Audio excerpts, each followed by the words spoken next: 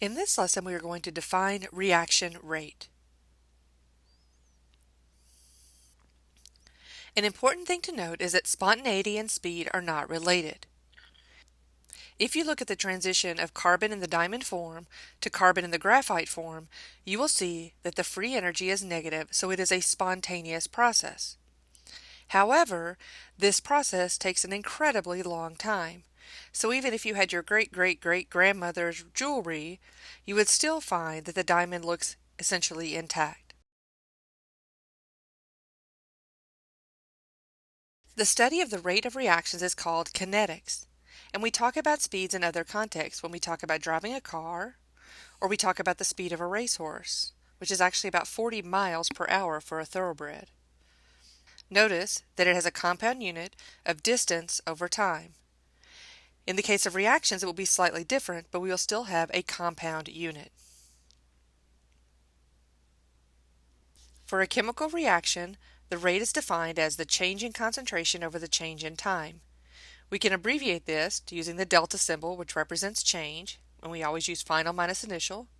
The brackets indicate concentration, and A is the substance we're talking about. In the denominator, we have delta time, which is the change in time.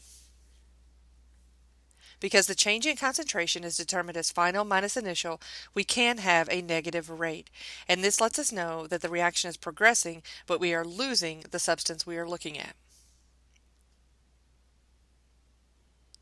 If the concentration of a product increases from 0 to 1.25 molar in 22 seconds, what is the rate of the reaction? First, we're going to write our definition, which will be rate equals the change in concentration of A over the change in time. Next, we can substitute in our values. So we have our final concentration, which is 1.25 molar, minus our initial concentration, which is 0 in this case, and divide by the time of 22 seconds.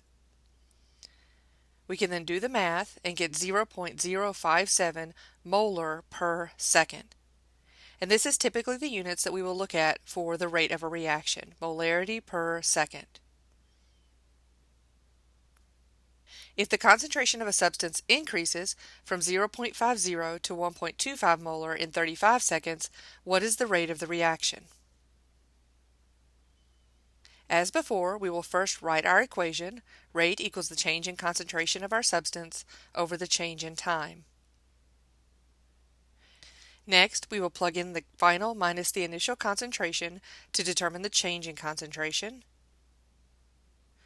And in the denominator, we will put our time, which is 35 seconds. When we solve the problem, we get 0.021 molarity, or molar, per second. Note that this is a capital M for molar, which is different than mole.